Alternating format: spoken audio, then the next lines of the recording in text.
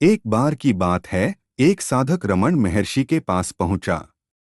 उसके मन में एक ही प्रश्न था, गुरुदेव, मैं ईश्वर को पाना चाहता हूं, पर लगता है कि कोई बाधा है जो मुझे उनसे दूर रखती है। मेरे और ईश्वर के बीच में वह बाधा क्या है? रमण महर्षि मुस्कुराए। उनकी आंखों में अनंत शांति थी। उन्होंने कहा, तुम्हारा प्रश्न ही तुम्हारी बाधा है। तुम ईश्वर को दूर मानकर चल रहे हो, इसलिए वह दूर नजर आता है। असली बाधा तुम्हारा वह विचार है जो तुम्हें ईश्वर से अलग करता है। साधक हैरान हुआ। उसने पूछा, लेकिन गुरुदेव, अगर ईश्वर मेरे भीतर ही है तो मैं उसे क्यों नहीं देख पाता? महर्षि ने धीरे से कहा, जब तुम आंखें बंद करते हो तो अंधकार देखते हो, जब खोलते हो तो प्रकाश। पर क्या अंधकार और प्रकाश तुम्हारी आंखों के अलावा कहीं और हैं? नहीं। ठीक वैसे ही ईश्वर तुम्हारे भीतर है, पर तुम उसे अपने विचारों के पर्दे से ढक देते हो। साधक ने गहरी सांस ली। तो क्या मेरा मन ही मेरी बाधा है? महर्षि ने सिर हिलाया। हाँ, मन एक दीवार बना लेता है, सवालों की, शंकाओं की, इच्छाओं की। तुम उस दीवार के पीछे खड़े होकर ईश्वर को ढूंढते हो, जबकि वह तो दीवार के इधर-उधर हर जगह मौजूद है। जिस क्षण तुम दीवार को भूल जाते हो, उसी क्षण तुम ईश्वर को पा लेते हो। साधक ने पूछा, मैं इस दीवार को कैसे तोड़ूं? महर्षि की आवाज में कोमलता घुल गई। दीवार को तोड़ने की कोशिश मत करो, बस उसे देखो। जब तुम अपने विचारों का साक्षी बन जाते हो, तो वे अपने आप शांत हो जाते हैं। जैसे आकाश में बादल छाए हों, पर आकाश उनसे अछूता रहता है। वैसे ही तुम अपने मन के बादलों से परे हो। बस यह जान लो। साधक की आंखों में आंसू आ गए। गुरुदेव, क्या प्रेम से भी यह दीवार गिर सकती है? महर्षि मुस्कुराए। प्रेम ही सबसे बड़ा मार्ग है। जब तुम प्रेम करते हो तो मैं और तू का भेद मिट जाता है। फिर न कोई बाधा रह जाती है, न कोई खोज। केवल शेष रह जाता है वह जो सदा से है। साधक ने प्रश्न पूछा, गुरुदेव, क्या मैं कभी उस अवस्था को पा सकूंगा? रमण महर्षि ने उसकी ओर देखा, जैसे समय और सीमाओं से परे किसी अनंत सत्य में झांक रहे हों। उन्होंने कहा, तुम वही हो, बस भूल गए हो। जागो। उस पल साधक के भीतर कुछ टूटा। नहीं, कोई दीवार नहीं गिरी, बस उसे यह एहसास हुआ कि दीवार थी ही नहीं। ईश्वर और उसके बीच में कभी कोई दूरी नहीं थी। वह जो खोज रहा था, वह स्वयं उसके भीतर ही था। और फिर उसके होठों पर एक शांत मुस्कान खिल गई। जैसे हजारों सवालों का एक ही जवाब मिल गया हो, मैं हूँ। साधक अब भी महर्षि के सामने बैठा था, पर अब उसकी आंखों में वह उत्सुकता नहीं थी। वह शांत हो चुका था, मानो उसके भीतर का कोई तूफान थम गया हो। उसने धीरे से पूछा, गुरुदेव, अगर मैं वही हूँ जिसे खोज रहा हूँ, तो फिर साधना की क्या आवश्यकता है? रमण महर्षि ने उसकी ओर देखा, जैसे कोई माँ अपने बच्चे को समझाती है। नदी समुद्र में मिलने के लिए बहती है, पर वह यह नहीं जानती कि वह पहले से ही समुद्र का हिस्सा है। साधना उसकी यह भूल दूर करती है। तुम्हारी खोज का अंत तभी होगा जब तुम समझोगे कि खोजने वाला और जिसे खोजा जा रहा है, वह एक ही है। साधक ने कहा, पर मैं ध्यान करता हूँ, मंत्र जपता हूँ, फिर भी मन अशांत रहता है। क्या यह सब व्यर्थ है? महर्षि ने गंभीर स्वर में कहा, ध्यान करने वाला कौन है? जो मैं मंत्र जपता है, वही तो वह है जिसने अपने आप को ईश्वर से अलग समझ रखा है। जब तक तुम्हें लगता है कि तुम्हें कुछ करना है, तब तक तुम भ्रम में हो। असली ध्यान तो वह है जहां करने वाला ही न बचे। साधक ने आगे पूछा, फिर गुरु की क्या आवश्यकता है? अगर सब कुछ मेरे भीतर ही है तो मैं गुरु के बिना क्यों नहीं पा सकता? महर्षि हल्के से हंसे। जब तक तुम्हें लगता है कि तुम्हें गुरु की जरूरत है, तब तक गुरु की जरूरत है। जिस दिन तुम्हें एहसास होगा कि गुरु और शिष्य का भेद भी एक खेल था, उस दिन गुरु का काम पूरा हो जाएगा। पर जब तक तुम स्वयं को अलग मानते हो, तब तक गुरु तुम्हें याद दिलाता रहेगा, देखो तुम वही हो। कुछ पल मौन रहने के बाद साधक ने कहा, मैं समझता हूं, पर फिर भी कुछ अधूरा लगता है। महर्षि ने उत्तर नहीं दिया। वे केवल मुस्कुराए, मानो उनकी चुप्पी ही सब कुछ कह रही हो। साधक ने देखा कि उनकी आंखों में एक अथाह गहराई थी, जहां सभी प्रश्नों का अंत हो जाता था। धीरे धीरे उसे लगा कि उसका अपना मन भी शांत हो रहा है। शायद यही वह क्षण था जब शब्दों की कोई आवश्यकता नहीं रह जाती। अंत में साधक ने सिर झुकाया। उसने कुछ नहीं कहा, पर उसके हृदय में एक गहरी समझ उतर चुकी थी। वह जान गया था कि ईश्वर को पाने के लिए कुछ करने की जरूरत नहीं, बस उस भ्रम को छोड़ना है जो उसे अलग बताता है।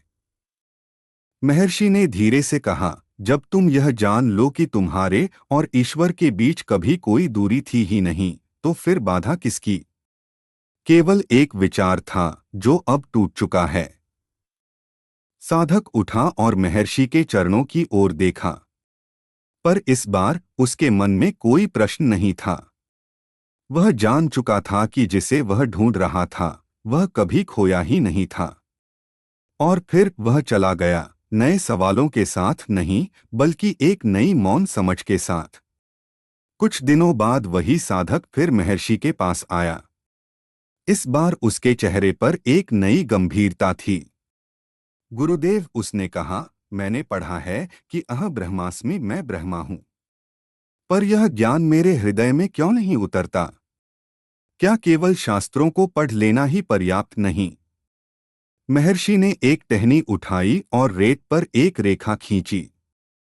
यह रेखा तुम्हें दिखाई दे रही है ना? पर क्या तुम इस रेखा को अपने भीतर महसूस कर सकते हो? ज्ञान वह है जो दिखता है, अनुभव वह है जो तुम हो जाते हो। साधक ने गहराई से सोचते हुए कहा, क्या यह संसार भी ऐसे ही है? जैसे स्वप्न में सब कुछ सच लगता है, पर जागने पर पता चलता है कि वह माया थी। महर्षि की आंखों में एक करुणामयी चमक आई। तुम कहाँ हो, स्वप्न में या जागृत अवस्था में? जो यह प्रश्न पूछ रहा है वह कौन है? उसे खोजो। जिस क्षण तुम इस प्रश्नकर्ता का स्रोत पालोगे, तुम्हें पता चल जाएगा कि स्वप्न और जागृति दोनों ही उसी में आते जाते हैं, पर वह स्वयं न तो जागता है न सोता। पर मैं कैसे जानूं कि मैं सही मार्ग पर हूं? साधक ने व्याकुल होकर पूछा। महर्षि ने उसे शांत करते हुए कहा, जब तुम्हारे मन में यह प्रश्न उठता है, मैं सही मार्ग पर हूं या नहीं, तब उस मैं को देखो जो यह प्रश्न पूछ रहा है। वही तुम्हारा मार्गदर्शक है। जितना गहराई से तुम स्वयं को जानोगे, उतना ही तुम्हें पता चलेगा कि मार्ग और मंजिल एक ही हैं। एक लंबी चुप्पी के बाद साधक बोला, क्या मुझे अपना सब कुछ त्याग देना चाहिए? महर्षि मुस्कुराए। तुम क्या त्यागोगे? उसे देखो जो त्याग करना चाहता है। क्या वह तुम हो? या तुम वह हो जिसके पास त्याग करने के लिए कुछ है? जब तक तुम स्वयं को त्यागी समझते हो, तब तक त्याग भी एक अहंकार है। असली त्याग तो वह है जहां त्याग करने वाला ही न बचे। सूरज डूब रहा था। साधक ने महर्षि की ओर देखा। अचानक उसे लगा जैसे कुछ टूट गया हो, नहीं, शायद जुड़ गया हो। उसकी आंखों से आंसू बह निकले। महर्षि ने कोमल स्वर में कहा, ये आंसू किसके हैं? उन्हें बहने दो। यही तो वह क्षण है जब तुम्हारा मैं डूब रहा है, और जो शेष रह जाएगा वही तुम हो। साधक ने आंखें बंद कर लीं। उसे लगा जैसे वह स्वयं ही अनंत हो गया है, न प्रश्नकर्ता, न साधक, न ज्ञानी, न अज्ञानी, केवल शुद्ध सत्ता। और तभी उसे समझ आया कि बाधा कभी थी ही नहीं। वह तो केवल एक छाया थी जो स्वयं के विचार से पड़ रही थी। अब जब विचार ही नहीं रहा तो छाया कहाँ? कई मौन घंटों के बाद साधक ने अपनी आंखें खोलीं। उसके चेहरे पर अब वह पुरानी बेचैनी नहीं थी। महर्षि ने उसे देखा। वह दृष्टि अब किसी साधक को नहीं बल्कि स्वयं अपने प्रतिबिंब को देख रही थी। गुरुदेव, साधक के शब्द अब नदी के शांत जल की तरह बह रहे थे। मैंने हमेशा शांति की खोज की, पर अब लगता है जैसे शांति ने ही मुझे ढूंढ लिया है। महर्षि ने केवल सिर हिलाया। उस सरल संकेत में संपूर्ण वेदांत समाहित था। क्या अब मुझे साधना जारी रखनी चाहिए? साधक ने पूछा। जो करना है वह होगा, महर्षि ने कहा। अब तुम्हारे लिए कोई नियम नहीं है। जब नदी समुद्र में मिल जाती है तो क्या वह अब भी नदी रहती है?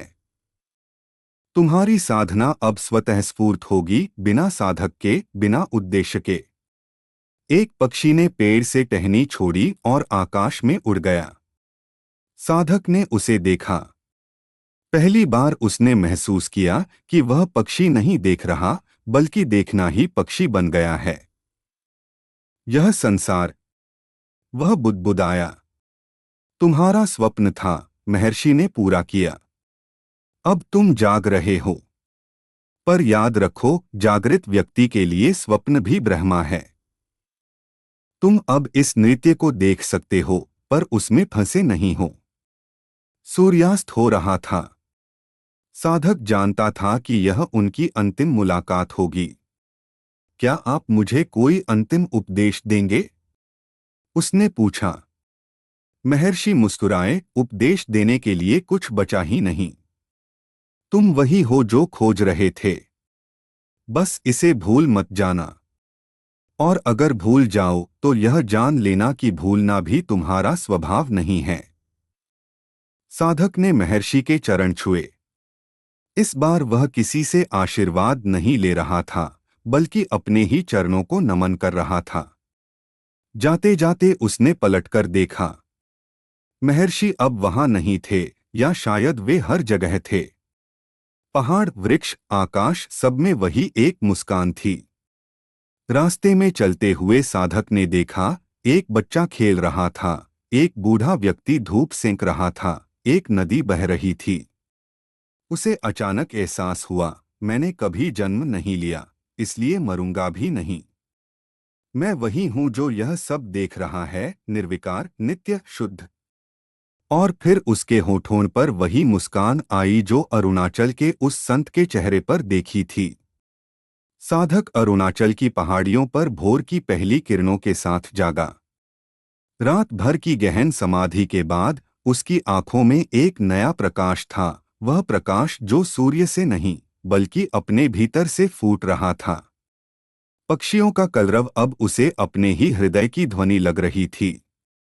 नगर लौटते हुए रास्ते में साधक ने देखा, एक किसान खेत जोत रहा था, एक स्त्री घड़े से पानी भर रही थी। पर अब ये दृश्य उसे वैसे नहीं लग रहे थे। हर क्रिया में वह अपने ही अस्तित्व को नाचते देख रहा था। क्या यही है वह दृष्टि? उसने स्वयं से पूछा।